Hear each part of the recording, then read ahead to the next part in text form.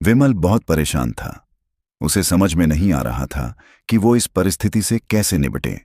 वो अपनी मां को बहुत चाहता था, किंतु उसकी पत्नी और बच्चे उसकी मां से बहुत दूर भागते थे, क्योंकि उसकी मां की एक आंख नहीं थी। साथ ही उसकी कमर भी 90 अंश पर झुकी थी। वैसे वह अपना काम सब खुद कर लेती है, किंतु फिर भी वो उसकी पत्नी और बच्चों के लिए हमेशा खटकती है। दादी, आप ऊपर के कमरे में जाओ, मेरे दोस्त आ रहे हैं, विमल के बेटे अखिल ने बड़े बेरुखी से कहा। पर बेटा, मैं तो यहां बहुत दूर बैठी हूं, विमल की मां ने बहुत प्यार से कहा। नहीं, आप उनके सामने मत रहो, वो मुझे चिढ़ाते हैं, अखिल ने जोर से डांटते हुए कहा। क्या हुआ अखिल, क्यों चिल्ला रहे हो? विमल की पत्नी कामनी ने किचन से ही आवाज लगाई। देखो ना मां, ये दादी यहीं ड्राइंग रूम में बैठी हैं और मेरे दोस्त आ रहे हैं, अखिल ने शिकायत भरे लहजे में कहा। मां जी, आप ऊपर चली जाओ, क्यों हम लोगों को लजवाती हो? कामनी ने बेटे का पक्ष लेते हुए कहा। बेचारी सरस्वती चुपचाप उठकर जीने के सहारे ऊपर जाने लगी। कमर झुकी होने के कारण उन्हें ऊपर चढ़ने में बहुत परेशानी हो रही थी, किंतु वो पूरी ताकत से ऊपर के एक अकेले कोने वाले कमरे में जाकर बैठ गईं। विमल बाजू के कमरे से सब सुन रहा था। उसे कष्ट हो रहा था कि उसकी मां को अपमानित होना पड़ीडीएच रहा है, किंतु वो असहाय था। अगर वो कुछ कहता है तो पत्नी और बच्चे उसका विरोध करने लगते हैं। दूसरे उनके तर्क भी सही लगते हैं। चूंकि वो एक प्रशासनिक अधिकारी था, उसका सामाजिक स्तर बहुत ऊंचा था, उसकी ससुराल भी एक उच्च घराने में थी, अतः वह चुपचाप इस तरह हर दिन अपनी मां को अपमानित होते देखता रहता था। रात को विमल की पत्नी ने कहा, देखो जी, अब कुछ करो। कल कलेक्टर साहब की पत्नी आई थी, मां जी अपनी देशी धुनधारा में उनसे मिली।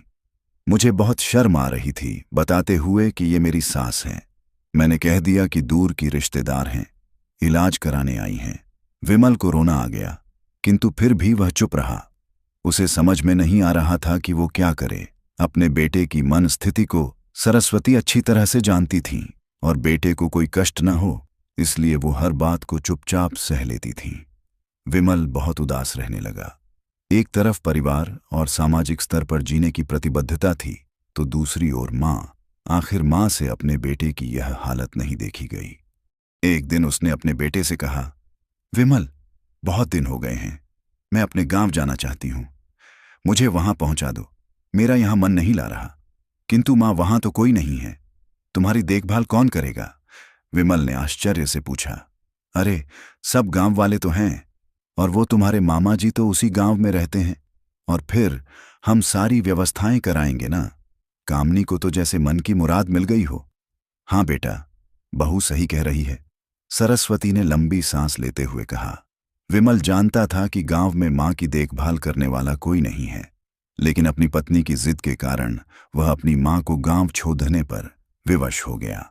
मां को गांव छोड़ कराते वक्त उसे रोना आ रहा था तथा अपनी बेबसी पर गुस्सा भी आ रहा था, किंतु परिवार, पत्नी और समाज ने उसके इन मनोभावों को दबा दिया और वो सुकून सा महसूस करने लगा।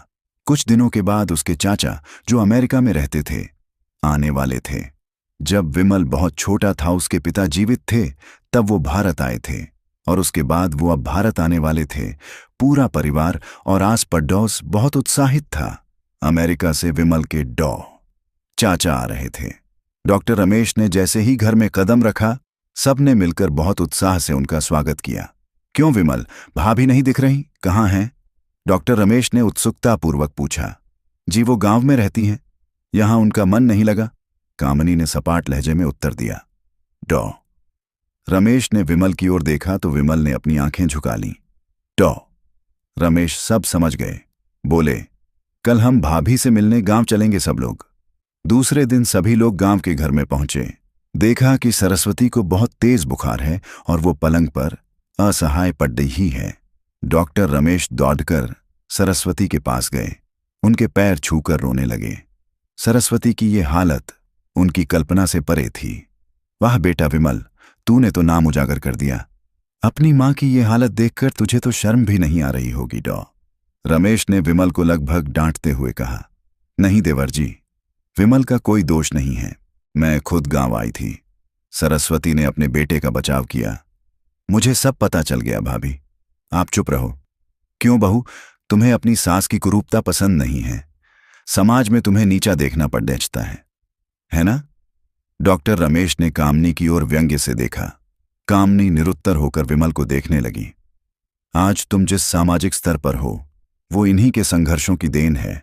और बेटा विमल, तुम्हें शायद मालूम ना हो कि बचपन में जब तुम 1 साल के थे तब छत से नीचे गिरने के कारण तुम्हारी एक आंख फूट गई थी और तुम्हारी रीढ़ की हड्डी में भी समस्या थी। तब तुम्हारी इस कुरूप माँ ने अपनी एक आंख और अपना बोन मेरो तुम्हें देकर इतना सुंदर स्वरूप दिया था। कामनी बेटा, इतने सालों तक संघर्ष करके बेटे को प्रशासनिक अधिकारी बनाने वाली इस संघर्षशील औरत की तुम लोगों ने यह दशा कर दी।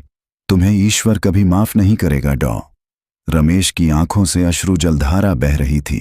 अब भाभी, आप मेरे साथ अमेरिका जाएंगी, यहां इन स्वार्थी लोगों के बीच नहीं रहेंगी डॉ। रमेश ने सरस्वती से कहा। विमल को तो काटो तो खून नहीं था डॉ। रमेश जो उसके चाचा थे, उन्होंने जो राज बताया उसके बाद तो विमल को यही लग रहा था कि उससे ज्यादा पापी इंसान इस दुनिया में कोई और है ही नहीं। वह दौड़ता गया और मां सरस्वती के कदमों से लिपट गया। मां, मेरा अपराध अक्षम्य है। मैं जानबूझकर चुप्पी साधे रहा, आपका अपमान करवाता रहा। अब सिर्फ आप ही उस घर में मेरे साथ रहेंगी और कोई नहीं। विमल ने आग्नेय दृष्टि से अपनी पत्नी और बच्चों को देखा। कामनी को भी बहुत पश्चाताप हो रहा था, किंतु उसकी हिम्मत नहीं हो रही थी कि वो सरस्वती से आंख मिलाए। सरस्वती ने कामनी की मन स्थिति को समझकर उसको पुचकारते हुए अपने पास बुलाया और विमल को डांटते हुए कहा, खबरदार, जो मेरी बहू को मुझसे अलग करने की कोशिश की तो तुझे ही घर से बाहर निकाल दूंगी। कामनी और बच्चों ने सरस्वती के पैर पढ़ते हुए अपने व्यवहार पर माफी मांगी और मां के हृदय ने सबको माफ कर दिया।